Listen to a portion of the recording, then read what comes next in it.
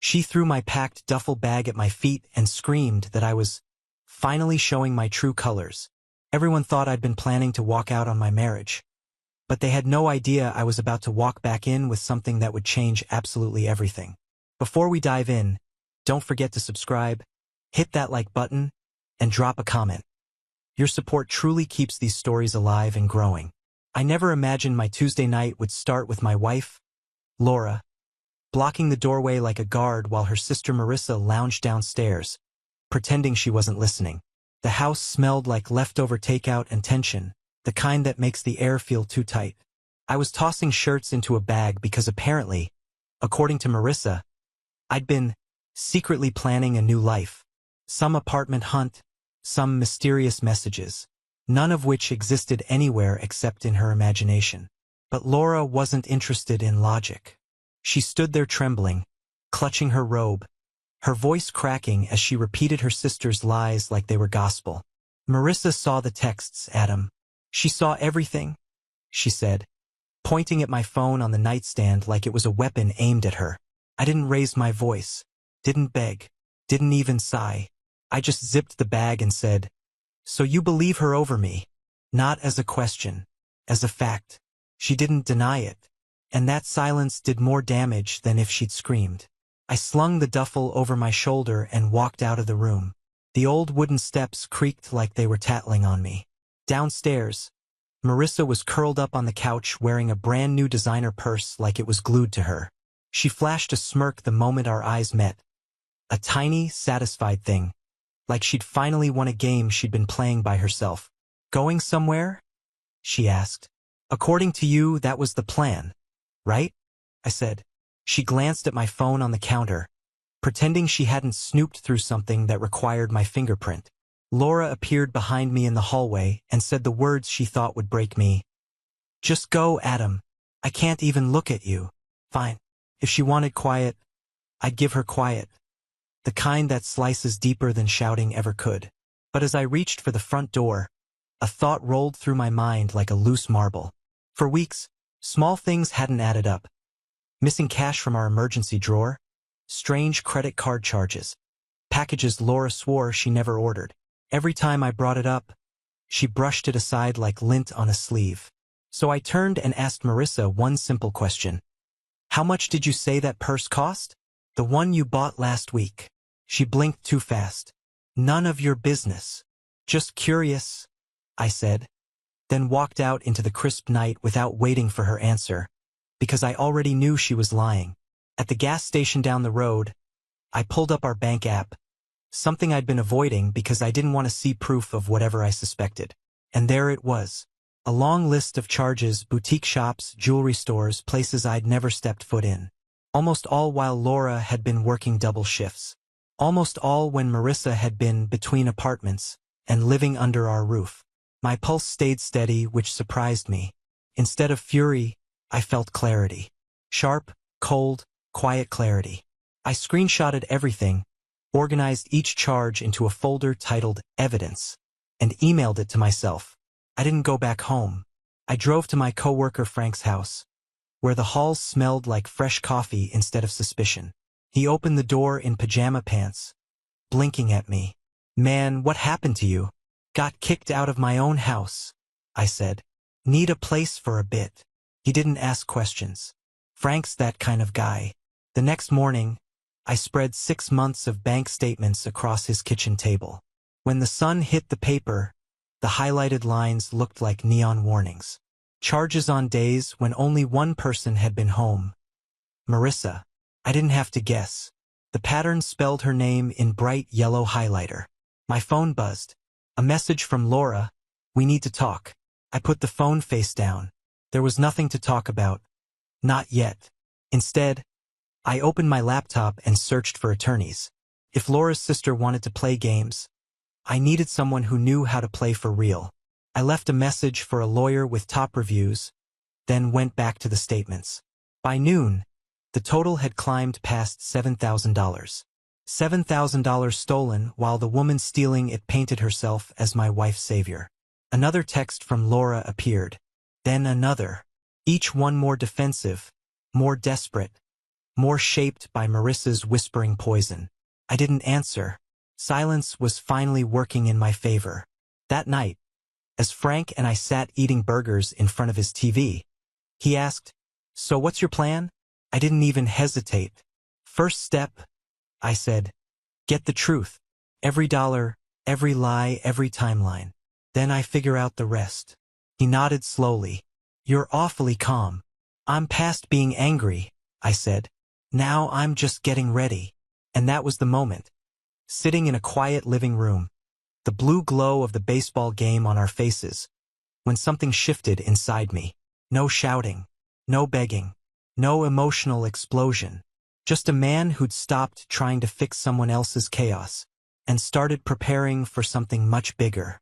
By the next morning, I felt like a man waking up in someone else's life. One I hadn't chosen, but one I was finally ready to confront. Frank brewed coffee while I sat at his kitchen table surrounded by printed statements, receipts, screenshots, and notes scribbled in the margins. The paper trail was undeniable. Every highlighted charge pointed in one direction, and every false accusation from Marissa now looked like a smokescreen she'd thrown up to hide her own tracks. My phone buzzed again with another text from Laura. "You can't ignore me forever." I didn't respond. Not because I was being petty, but because I was collecting ammunition in complete silence. A little after 10, my phone rang with an unfamiliar number. It was the attorney, Patricia Nielsen. Her voice steady and clipped, like someone who'd been dealing with marital disasters since breakfast. After I laid out the situation, she exhaled slowly and said, "Bring everything to my office tomorrow at 10. And don't speak to your wife again until I say so." It was strange, feeling empowered by someone I'd never met. But Patricia sounded like she knew this terrain better than I did, and right now that was enough. When I hung up, I felt a pulse of something sharp and focused inside me. Not revenge, not triumph, but control. For the first time in months, I wasn't reacting. I wasn't flinching every time my phone lit up.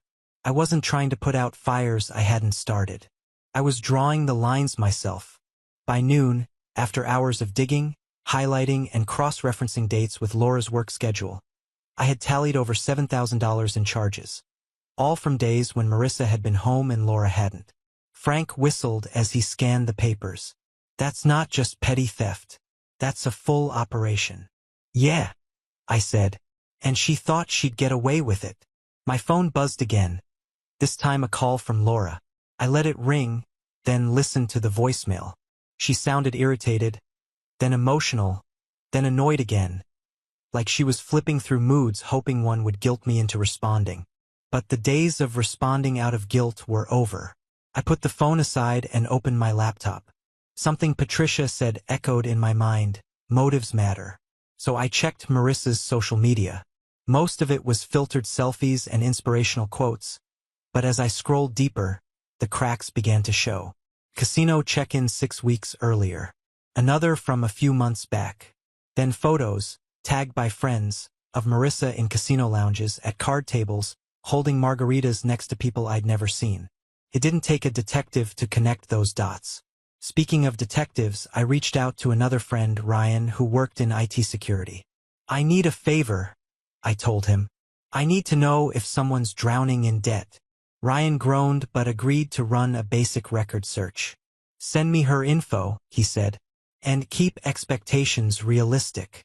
I wasn't expecting miracles, just confirmation. The results came that afternoon. Marissa had 3 maxed-out credit cards, multiple missed payments, and 2 civil suits from creditors. A financial disaster wrapped in expensive makeup and stolen handbags. The more I learned, the clearer everything became. Every lie she told Laura, every accusation she pointed at me. It was all theater to protect her access to our accounts. I forwarded all of it to Patricia, who replied almost instantly, "Excellent work. This strengthens everything." That evening, with the folder of evidence thicker than ever, I drove to the police station. Filing a report felt surreal.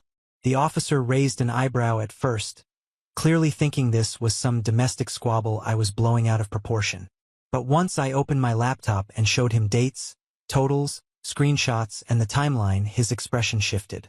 He called it what it was: identity theft and financial fraud. Felonies. He took my statement for nearly an hour and handed me a case number as he closed the file. "We'll investigate. With documentation like this, it's strong." Walking out into the cool night, I felt lighter, sharper. Everything was finally in motion.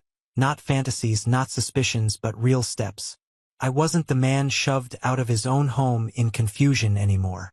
I was methodical, focused, and more prepared than either Laura or Marissa had any idea. When I got back to Frank's place, he found me on the couch with a small, quiet smile. "You look different," he said. "I am," I told him. My phone buzzed again. Another call from Laura. This time I answered. "Where have you been?" she demanded. "You can't just disappear like this." "I've been busy," I said, my tone flat. "With what?" "Handling things." Silence. "What things?" she repeated, her voice suddenly unsure. "You'll see," I said. "Soon." I hung up before she could answer and leaned back on the couch. The room was quiet, the kind of quiet that felt earned. Frank looked over at me. "What did you just do?" "Nothing," I said, still staring at the phone. Yet. But inside, I felt something building, slow, steady, unstoppable. A momentum that wasn't rage or spite, but preparation. And preparation can be far more dangerous than anger. Saturday arrived with a strange calm, the kind that settles in right before a storm you're no longer afraid of. I drove to the house exactly at 2, the folder of evidence in a leather bag on the passenger seat. When I pulled into the driveway, I saw Laura's car parked slightly crooked, like she'd been pacing before I arrived, and Marissa's compact car sitting boldly beside it, as if she still believed she had the upper hand. I stepped out, straightened my jacket, and walked through the front door without knocking. For years, that house had felt like home. Now it felt like a stage where the final act needed to be played out. Laura sat on the couch with her arms crossed tight against her chest. Marissa lounged in the armchair with that familiar smirk, the same one she wore the night she watched my life unravel. "You're here," Laura said, a hint of surprise in her voice. "You invited me," I said, placing the leather bag on the coffee table. "So let's talk." "I want an apology," Laura said sharply, "for how you've acted these past 2 months. For ignoring me. For making this harder than it needed to be." I nodded slowly. "Before we get to apologies, I have something to show you." I didn't raise my voice. I didn't argue. I simply opened the bag and laid the first stack of papers on the table. Credit card bills, each page covered in highlighted charges. I slid them toward her. "What is this?" she asked, frowning as she picked them up. "Evidence," I said. "The charges neither of us made." Laura scanned the first page, then the second. This can't be right." "It's very right," I said. "Over $7,000 worth of right." I spread more documents across the table, itemized statements, receipts, screenshots of charges made when Laura was working double shifts. Every one of these was made while someone else had access to our cards. Marissa pushed up from the chair. "I think I should go." "Sit down," I said, calm, steady. And for the first time, she obeyed. I laid out photos next. Images pulled from her own social media and tagged posts she'd forgotten to delete. Casinos, bars, tables stacked with chips. Marissa holding cocktails with men who clearly weren't interviewing her for jobs. The color drained from Laura's face. "Is this true?" she asked her sister. "He's twisting things," Marissa snapped. "He's trying to make you doubt your own family." I slid the printed credit report across the table. 3 maxed-out cards. 2 lawsuits. Thousands in overdue balances. Then I pulled out the police report. "And this is the case number for the investigation that started 3 weeks ago." Marissa froze. Laura stared at the paper like it might burn her hands. "You filed a report?" Laura whispered. "Yes," I said. "And the detective believes there's enough to move forward." Marissa's breath hitched. She didn't cry. Not yet. But her confidence cracked like thin ice under a heavy step. "Please," she whispered. "Don't do this." "It's already done," I said. Actions have consequences. Laura's hands trembled as she read the papers again, flipping through page after page as though she could erase the truth by blinking hard enough. I reached into the bag once more and pulled out the final envelope. Divorce papers. Tidy, tabbed, ready. I slid them toward her. "I'm filing for divorce," I said, my voice level. "You told me to leave based on lies someone else fed you. You didn't ask questions. You didn't trust me. All of that was your choice." Laura stared at the papers in disbelief. "We can work this out," she said quietly. "Now that I know what she did, we can fix this." "There's nothing left to fix," I said. "You made your decision 2 months ago. I'm making mine now." Marissa finally broke. She burst into tears. Loud, desperate, panicked. "I was going to pay it back. I just needed time." I opened one last document. A spreadsheet from the detective's email. Each charge lined up with a date, location, camera image. I turned one toward them. A photo of Marissa at a checkout counter, swiping our card with a bright smile like she owned the world. Laura gasped. Marissa covered her face with both hands. Laura's voice came out hollow. "Get out," she said to her sister. "Pack your things and leave." "But, you heard me?"